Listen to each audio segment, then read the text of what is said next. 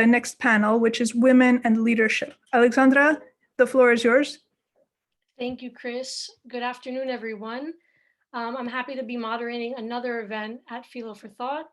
I'd like to welcome everyone to today's event and introduce our speakers for the Women in Leadership panel. We will be discussing topics regarding the challenges and rewards of being a professional woman in a leadership position today. We will also be discussing advice on current steps young professional women can take in order to establish themselves, as well as critical aspects of outreach and philanthropy in our society. Before we start with our live speakers, I'd like to share a video that has been prepared for us by the Honorable Olga Kefalogianni, who has served as a member of parliament in Greece since 2007. She's also been Minister of Tourism and legal advisor to the Prime Minister of Greece. She is the founder and president of the Center for Gender and Equality Policy Studies of the European Public Law Organization, as well as a member of several committees such as the ELAS International Chamber of Commerce Women and the Committee on European Affairs. Additionally, she is the ambassador of the Greek Parliament to the Women Political Leaders, the head of the Greek Parliament delegation to the IPU, and the honorary president of the Maria Callas Hellenic Society, as well as the author of the role of the European Union in the Cyprus issue. Mrs. Kefalogianni is also an attorney with experience in Athens and abroad, and is also a member of the Athens Bar Association. We are honored that she was able to prepare this video for our event. Hello, and thank you for your kind invitation. As member of the Greek Parliament since 2007 and as former Minister of Tourism, it is my pleasure to virtually participate in today's Philo for Thought annual Spring Symposium. I would like to congratulate the founders as well as all active participants of the Hellenic Mentoring Initiative, for it is a foundation established to provide career empowerment for young professionals in order for them to achieve the next level of success in work and in life.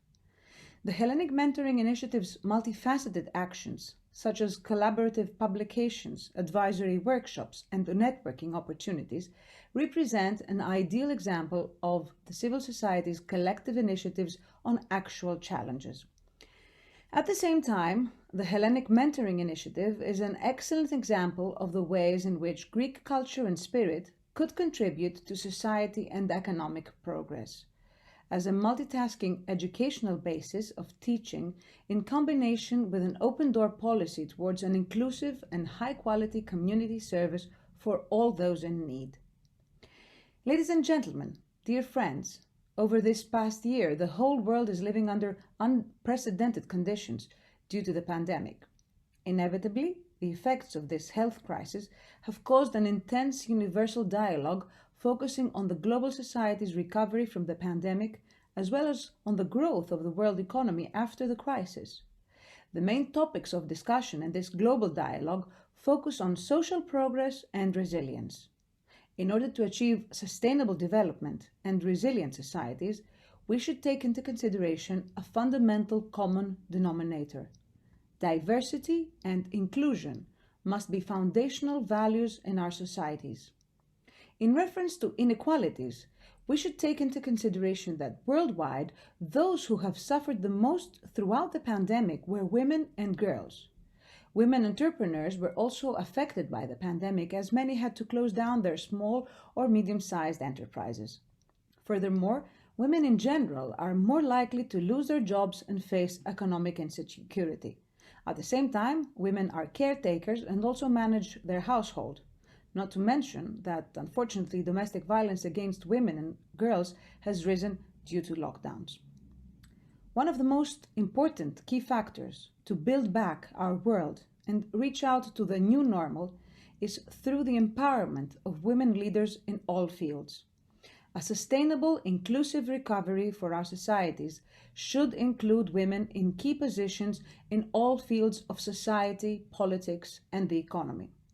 This is actually the main goal of the Women Political Leaders Organization, a global organization aiming to support and strengthen female political leadership, in which I participate as the ambassador of the Greek Parliament. At the same time, In order to further promote gender equality issues, I founded, in collaboration with specialized academics, the Center for Gender and Equality Policy Studies under the European Public Law Organization.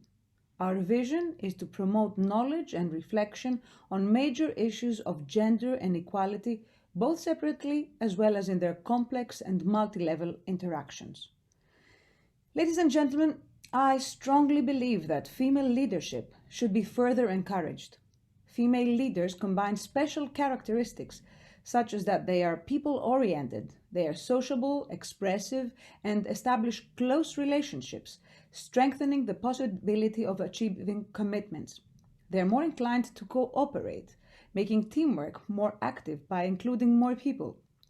They are capable of operating and thinking in different directions at the same time. Female leadership is inclusive, encourages participation, and shares information and power with those they lead. Women generally take more into consideration the human side of individuals and generate high levels of empathy. Furthermore, as a woman parliamentarian, I have to stress the need of enhancing women participation in politics, and especially young women. We are still underrepresented in political decision-making around the world. More women in political decision-making means, first of all, more equality. Equal representation lies at the very core of our democracy. Secondly, more prosperity and stability. Having more female decision makers is good for everyone, not just for women. Research shows that society as a whole becomes more secure and economically prosperous as gender equality improves. And thirdly, better policy. Some argue that women bring different qualities, values, and priorities to the political arena, and thereby make policy-making processes more holistic and effective. In Greece, women's parliamentary representation is still low. Gender stereotypes of leaders are the main reason for this situation. Gender stereotypes are pervasive and have an impact on all aspects of women's and men's behavior, in the economy, in politics, and also in education and employment. For example, women still make up a very small percentage of the technology sector. That is why Philo for Thought is an exceptional initiative. We need strong networks and alternative and progressive educational methods in order to tackle stereotypes and work towards a more inclusive and prosperous society. One of the women in leading positions that served the community and gave an excellent example in the society is Professor Chris Salboudis, CEO and founder of the Philo for Thought initiative. I hope that soon we will be able to travel again and have the opportunity to meet in person. I would also like to express my respect for Mrs. Liotopoulos. It is widely known that she is a remarkable woman, an outstanding person and philanthropist who supports people in need. Her lifetime achievements are really remarkable, and I would like to congratulate her for today's honors. Ladies and gentlemen, I would like to congratulate Philo for Thought on its inspired action. As a Greek woman parliamentarian, I would like to reconfirm my engagement to support your great social mission. I wish you every success in today's event and hope to see you soon. Thank you.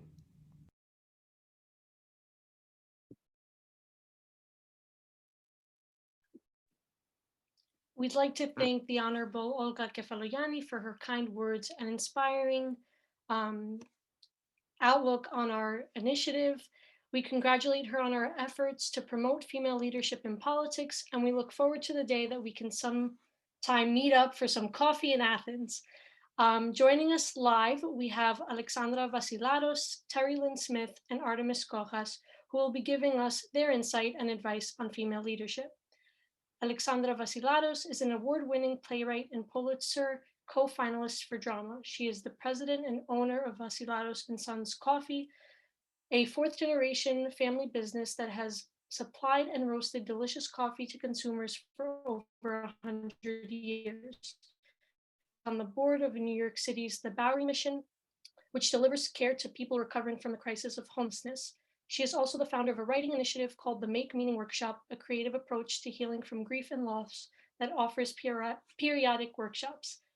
TerryLynn Smith is the founding president of Giraffes Consulting, a professional career coaching practice where her clients are at all levels of professional development, including recent college graduates.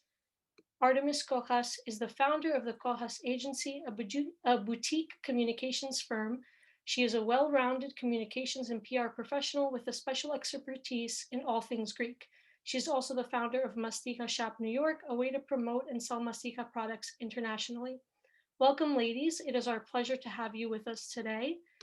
I will also be attaching a couple of articles in the chat. One features the family business of our guest speaker, Alexandra, and another one is about female leadership.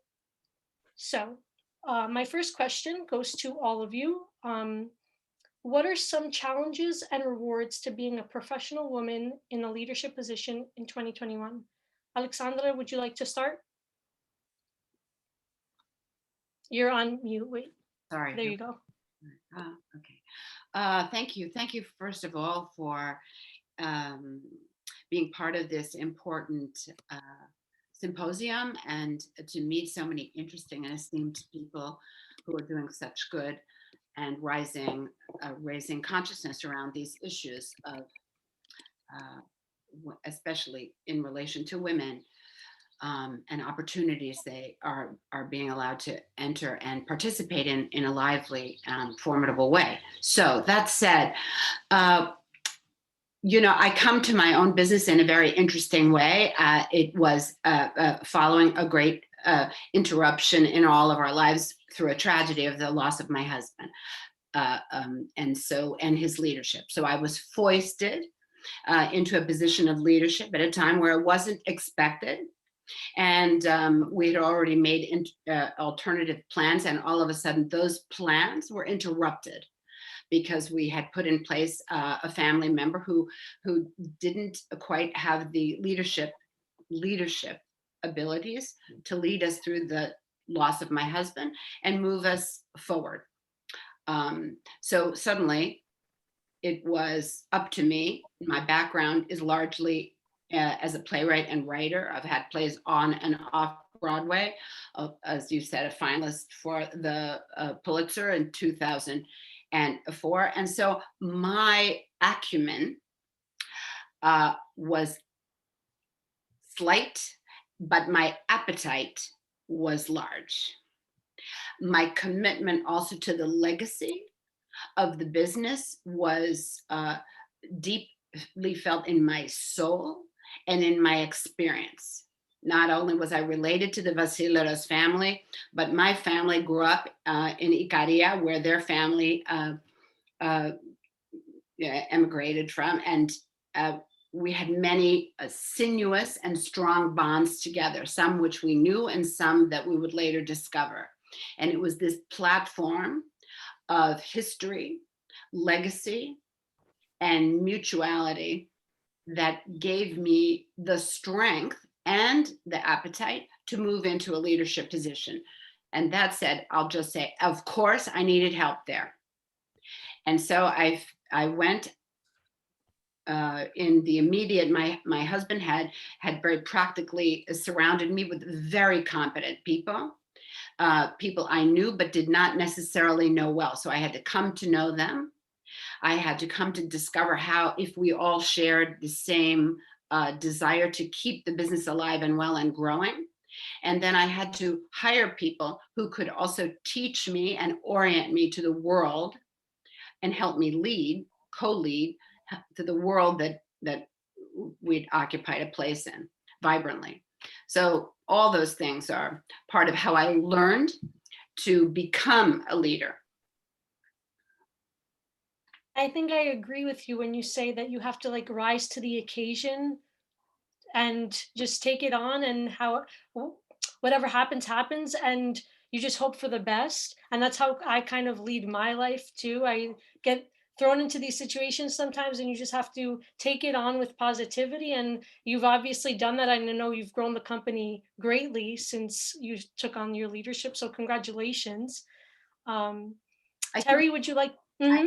Little thing to add. I love what you said, that you hope for the best, but then you practically have to execute. in the best way that you learn how to execute and that others can also help to inform. Thank you. Terry, would you like to add anything? Sure. I think the challenges are what created the rewards that we have as professional women out there. I think it's an opportunity to lead and to mentor other women, and we have to make that a priority. We can't wait to be asked, oh, would you be my mentor? We need to seek out young professional women and offer our services in order to help them continue to move forward. We need to incorporate inclusiveness, diversity, and the appreciation of all staff and all people who are participating in the company. Too many times, the staff is not recognized, not valued, not appreciated, and then we wonder why people leave our company to do other things. So we want to retain the good talent, and that's another way to do it. Some of the approaches that I have followed, and I think it would be good for others to do as well, is to think long-term, current strategic goals and future opportunities for growth. So we are in the moment, but we still need to keep our eye out there for the future in order for us to make a seamless transition as we move forward. We need to also think about, as women and as women leaders, process improvement.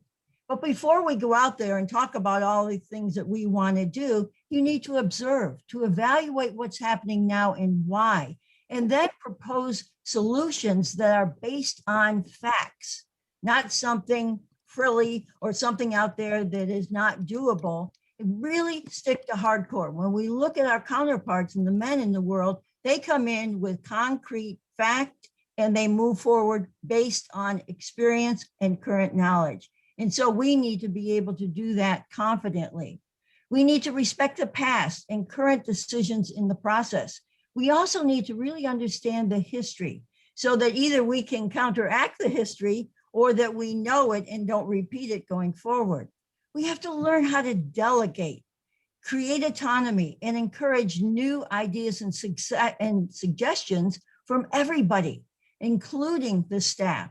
So many times the people that are actually doing the work to meet the strategic goals of the senior management are the ones that really know what's working and what's not working. I'm not always sure that senior management, when they put their strategic goals together, even understand how it could be accomplished. So we really have to listen to the people that are doing that. And I think we as women tend to do that anyway. We're very passionate. We are very empathetic. We enjoy hearing other people's impressions and feelings. And we also need that to grow. And we don't think that our idea is the only idea. And so we like to bring the family together and make it a bigger success. I know when I was a VP for HR, I knew my idea and how the plan should work was not necessarily the best idea. The best one came from collaboration. And that's what we need to do with more staff. We need to create and delegate. We need to create autonomy. And we need to encourage new ideas and suggestions and listen to each one. They all may not be great, but the courage to speak about them needs to be rewarded. We need to lead the staff from behind, not to micromanage. Have confidence in yourself and in the staff. Trust your staff that can do the job. Encourage continuous learning and encourage the staff to want to grow. I feel my total responsibility in one thing that my passion in my professional world is to help others meet their potential. And when I do that, I'm really excited. Many times I help people reach their potential and then leave me to a higher position in the corporation. But I find that as a win. Now I got to replace them, but that nonetheless, it was a really exciting thing. And when people see others can grow, they want to grow too. And then they become more invested in themselves and guiding themselves to move forward. You know, I really break it down to simply use the golden rule as part of your leadership style. And I think that's what the gentleman was talking about earlier, is that golden rule. Treat others like you'd like to be treated. And finally, celebrate success with everyone, because everyone is part of it. Thank you, Terry. And I completely agree. Collaboration is key to any form of communication, and that's something that I practice as well. Artemis, would you like to give your insight on challenges and rewards to being a professional woman? Yes. First of all, I just want to thank Chris Salbudis for all the amazing work that she's doing with Philo for Thought, and all the people on her team. And I'm so honored to have been asked to be on this panel. So thank you very much. I think challenges and rewards. So challenges, I think both of these women who spoke before me did an excellent job at covering a lot of things. But as Terry said, is knowing the history. I think when I was younger, I was sort of like not wanting to be a feminist, or not wanting to have a label, or not really thinking of myself as a woman in the business world, and not understanding how there's anything different about me being a business person versus anyone else.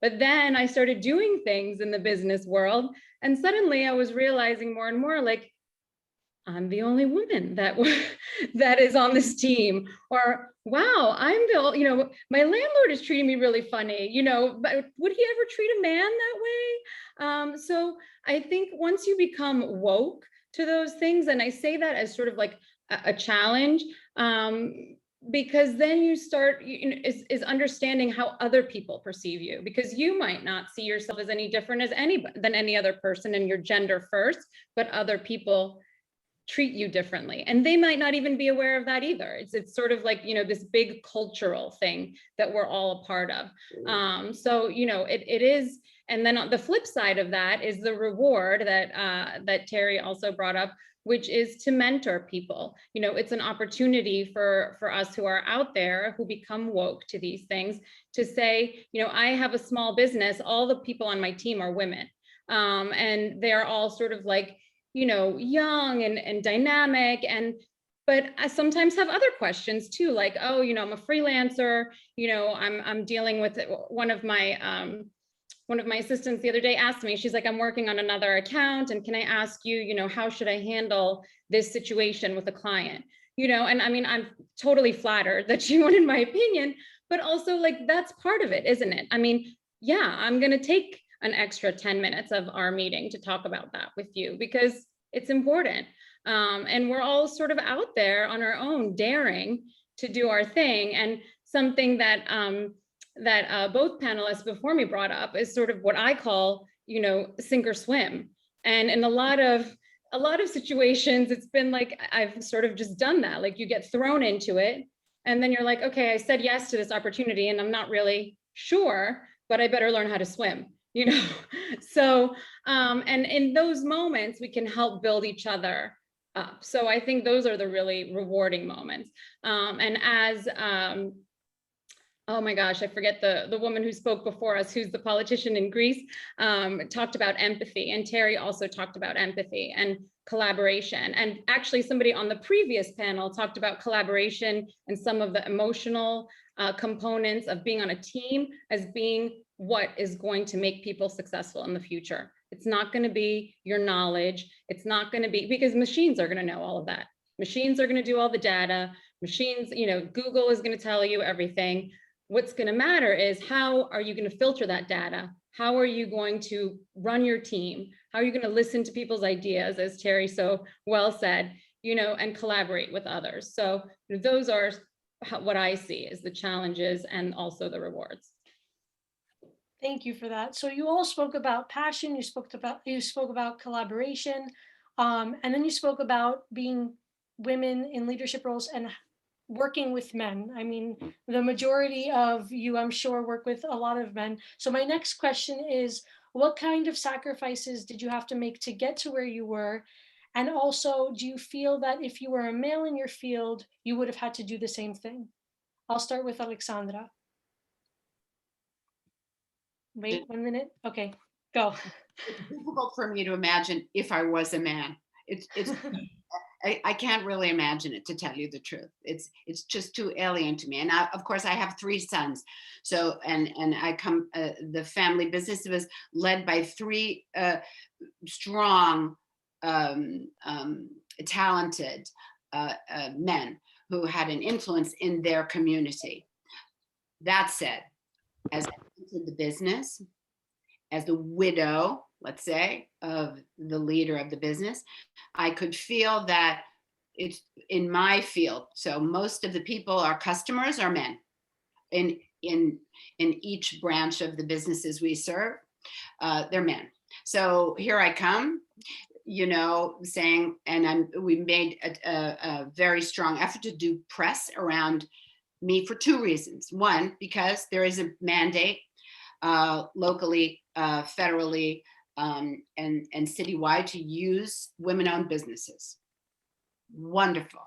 This is a mandate that, of course, our business could never exploit or explore before. This is so as the face of Vassilaros, this could be an advantage.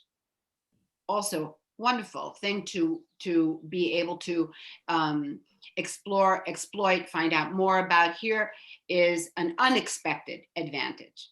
So, but in my community, you know, in the tri-state area, all the customers we serve, it was like, okay, there's you, but who else is with you? You know, who else is there? Where's the guy? Where's the man? Who's the general manager? Who's the, you know, you're the president. Who's the CFO? It was an interesting, I wouldn't call it a challenge. It was just a reality. You know, I didn't want to be insulted or to take it personally. It was just a fact. So I just moved on. It's just one of the facts I incorporated in my awareness and just joined the room, you know, carry on. And then that awareness I had becomes a little bit, you know, less daunting. And the second thing is, I'll just tell you one little story. The other day I was talking to a customer, and we were speaking, and I said, you know, my son, who comes from a tech background, he was a data scientist at Persado. He has decided to join our business as chief digital officer, which is a huge, wondrous thing for me. And I think for him. And when I mentioned this to the customer, he was like, oh, your son is joining? Why didn't you say so? Oh, that's wonderful. How wonderful to hear. Oh, I didn't know that your son was joining. It was an interesting, you know, inherited belief that the son somehow lent muscle and value to his experience of our business. So that was just, again, interesting to notice. I don't take it personally. You know, whatever resonates with our customers is good for me. But always noticing the social component of that. Thank you for that. Terry, would you like to give your input? Sure. I didn't necessarily see it as, you know, sacrifices that I had to make. I was where I wanted to be. Being a VP of Human Resources is a field where a lot of male leadership isn't that comfortable with, you know, because we're really focused on serving the employees. And so I had an opportunity, as long as I was confident, I had ideas, I could back up my ideas, I was listened to. And I continued on in that effort because I couldn't focus on whether the male component had it easier or not. I couldn't change it. So that just gave me more courage to step up. If I believed it, I said it. I said it in a way that was short, concise, and powerful, and let them ask me more questions. And I found that that really worked. I wasn't threatening in any way, but I was a thought provoker. And that really worked out for me. So I think that my job, because I love working with people and I really want them all to have and reach their potential, that my responsibility was to grow the role of HR in the organization, because HR doesn't always get to sit at the senior table where decisions are made. And so I used that opportunity to demonstrate just why should HR be at the table. And that helped me as well. And because, you know, I was handling the biggest part of the budget. It's called salaries. So if you want your company to work, you want to keep talent, and you're going to spend the money, you should want me to be part of whatever decisions you're making moving forward to make sure we can do it, or that I can hire the right talent. So I had an advantage doing that, but I didn't really focus on that. I am sure I've been in the business world a long time. I'm sure it was there, but I wasn't focused on it. And I just moved forward to where I could contribute. Thank you. Artemis? I'm not sure that I would say that I've made sacrifices, and because, as I said, sort of I never thought of myself as different or as like a lonely woman out there until sort of later on, maybe. I will say that once I started, it dawned on me after I did this event that was like a wine event, and we had all these various collaborators and vendors. And at the end of the night, it was such a great night. I was like, let's all take a picture. And it's like 8 people and I'm the only woman. And I was like, oh, wow, that's really, and then I started noticing that. But I remember the challenges, and these are maybe not always, male women challenges, but I have found myself as being the bridge for people. There's often a lot of egos in the room.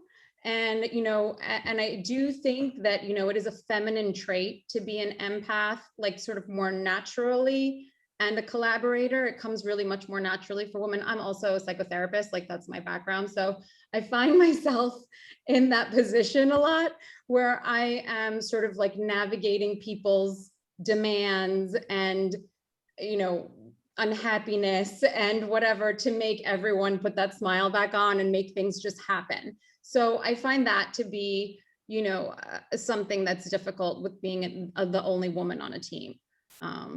So. Thank you.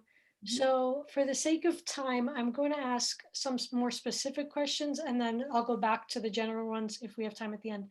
So Alexandra, how have you been able to balance motherhood while also being involved in so many different community initiatives and then taking on a leadership role in your family's company? Well, my children, when my husband passed, they were 15, 18, 20. So okay. Though that's not the greatest time to lose your dynamic father, at least I didn't have to, I wasn't caretaking them on a daily basis, right, in the home.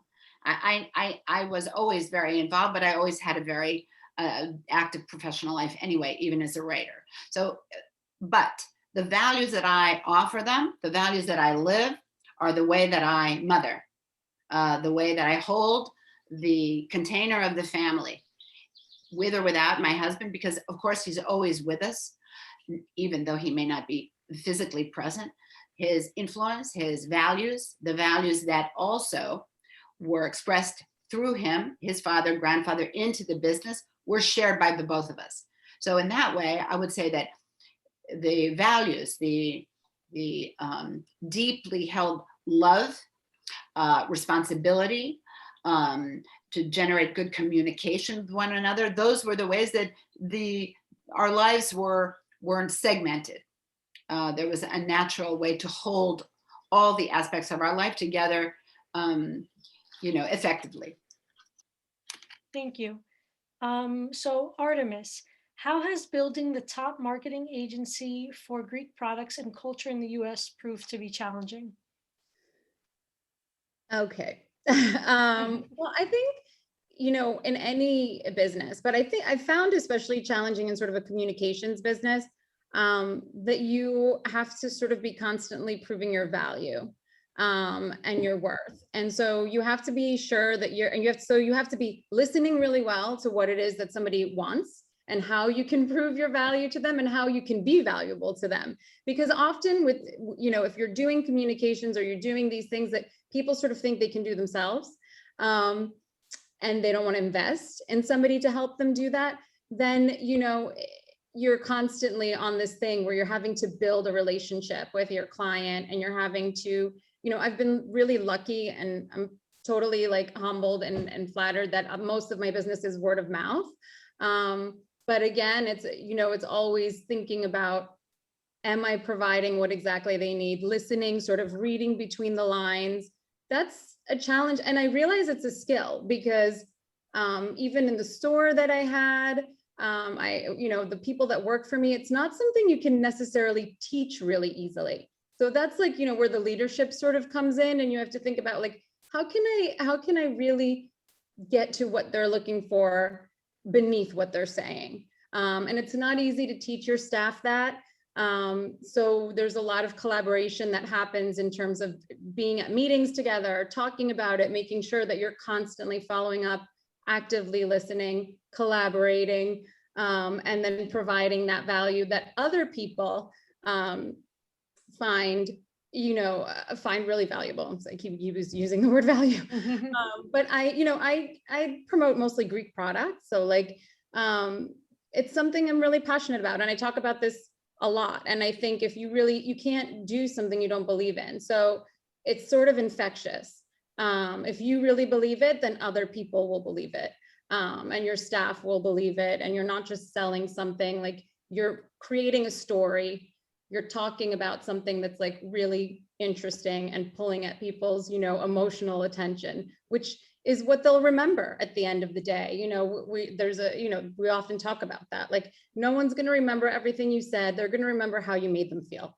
Right. So that's the really, important thing, but it's not an easy thing. So, and that, I'm sure Alexandra with her, both of these women definitely know that. I see them both like nodding their heads. Well, that's what I was going to say. So I've worked with Terry several times, and that's what she's always told me too, that you have to be passionate about what you're going to do. And getting to Terry, you are an outlier in your industry. Could you tell us more about how you started your business after being a professional woman in leadership for so many years? Absolutely. I'd be happy to share my story. I think part of it started when I was in high school and I was a cheerleader. Now I'm going back in the early 60s. So my father was not really thrilled with me jumping up in front of people in a short skirt and a big woolen sweatshirt. But what ended up being 30 years later, I was able to point out to him that being a cheerleader, being able to communicate, to inspire, and to motivate people became a linchpin of my career and all of the jobs I had.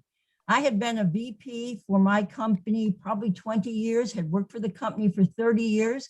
It merged with another, and guess what? 68, I got laid off, and I wasn't ready to be laid off. I wanted to work. So I stopped after I whined and complained about being laid off. I stopped for a moment and said, what did I really enjoy doing about that job? And can I do that on my own?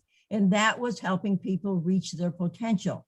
And so I went to Georgetown. I got my certificate in coaching, started out as a life coach, and then found out that 90% of the people that I was working with were out of work. And so we spent all the time on career coaching. So that's how I got involved into it. And one of the advantages I had starting my business so late is I had a lot of knowledge and experience already pent up. So I was just expressing what I had been doing previously, but having my own focus on it. And that is what I found to be very exciting. It gave me a purpose again, and I was doing what my passion was. And I still do it to this day with all that sort of enjoyment, certainly helping people develop the tools they need, the confidence they need in order to be successful in finding a position with purpose, not just a job with a salary. So I'm very excited now. I have a new lease on life. And although I really don't have a very good business acumen, because all of my profits go to charity, and I know we're going to talk about philanthropy and the role it plays, but I can live off my retirement. So I have this other advantage out there that I have freedom to really give and give from the heart without having to worry about paying for the rent for my roof over my head. So that has been very exciting. And I would encourage everybody, if you're not really ready to retire and play golf, I love golf, but a week of that would be enough of that. I needed to be challenged, interactive, but I also wanted to share what I had learned. It's part of the giving back. So that's what happened. And I'm thrilled to be a career coach. And my company's name is Giraffes Consulting. Thank you, Terry. So last question, and all of you are open to answering it. What is the importance of philanthropy for you on top of your professional obligations? So Alexandra. Well, philanthropy, giving of myself to others and being able to richly receive from what they give me back is foundational in my life. It is probably why I became a writer anyway, because I thought I had something to say about people I'd listened to. So it isn't even, it's so a part of my nature. And thankfully my husband shared that interest. I began all my philanthropy with volunteering, active volunteering in relationship with other people whose circumstances were different from mine, but who had so much heart, grit, resilience that I noticed could effectively influence my life, my point of view, and grace me with a sense of context about the world I live in. Very important. So I started leading writing groups at the Bowery Mission, one of the largest ministries in Manhattan to support people who are homeless, who are devoted to transformational care. And they really, I led workshops there for women in crisis for 7 years before I was invited to join the board of wonderful, wonderful, deeply committed and responsible organization, which I'm happy to be a part of, whose faith is central to what they deliver and to the mission of the mission. And then I also volunteered first as a writer to the 52nd Street Project, an organization which has a scholarship in my husband's name called the Johnny Fund that supports kids in need and at risk in Hell's Kitchen. So for me, you know, I just am made tender, made alive by my participation with these organizations and with the people that they support. Thank you. Artemis? So very similar. I have sort of grown up as a philanthropist. My dad was very, very into about giving back. It was always like, never forget your roots, but always give back. You're so fortunate, you know? And so, and of course, obviously I've been very close with my roots. So I started, you know, in high school and the church stuff. But also in my high school that I went to, we were required to do volunteer work. And so I started working at Good Shepherd Home with the disabled kids and talking about context, you know, wow, you know, you become so grateful for everything. So, you know, and then later as in my work as a guidance counselor after 9/11,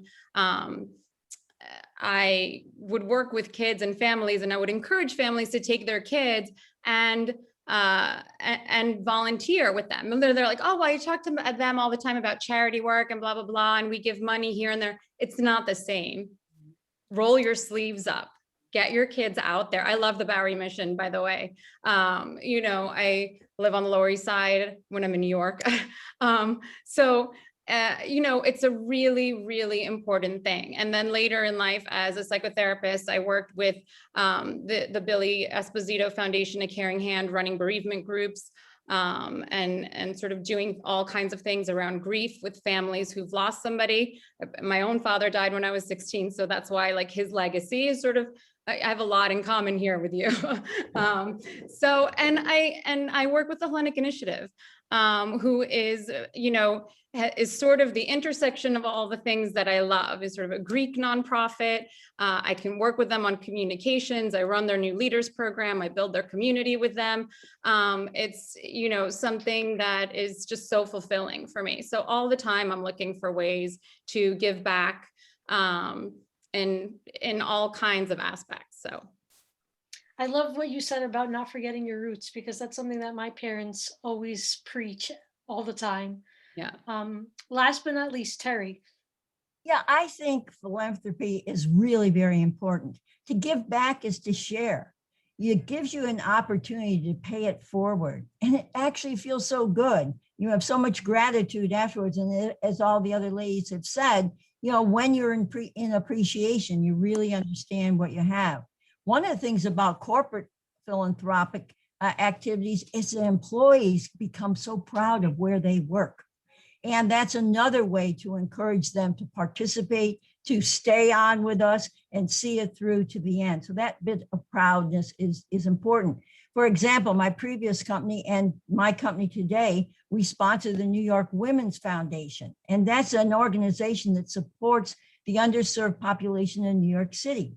Its programming focuses on women's leadership and development, and it encourages and supports women entrepreneurs. So, here's just another way that, giving back helps everyone.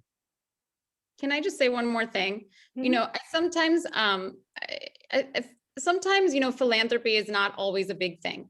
Sometimes philanthropy is, especially like since we're talking on a women's panel, sometimes philanthropy is just sort of asking a friend if they need help, especially in this pandemic.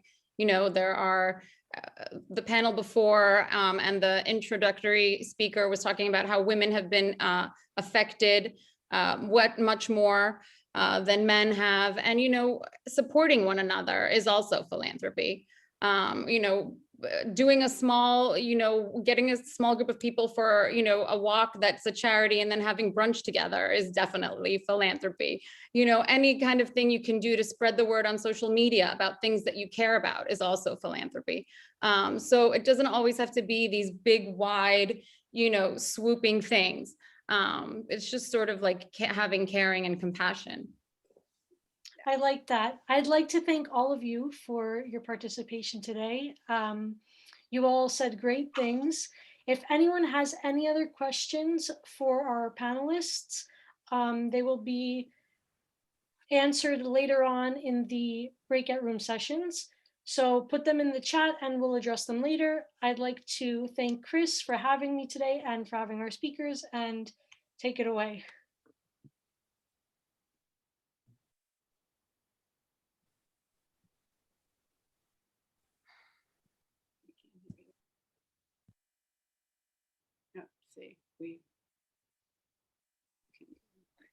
Sorry, thank you. Thank you, ladies, for your wonderful presentation and talking points. I was going to comment on something that came up in the discussion about the sink or swim option, and I use the term option very lightly because as a child of someone who was the first in her own groups and in her own profession, she told me, okay, sink or swim, Chris, but you can't sink. Right. So that's basically, I see that reflected in a lot of the responses that we had today. And I'm proud to say that all of the women who are present here today empower and lead not only one another, but those around them through their own example and their actions as mothers, as coaches, and yes, even TerryLynn as cheerleaders, not just to one another in our groups, but also to the students and young people who are entrusted to us and the relatives and colleagues who depend on us on a daily basis.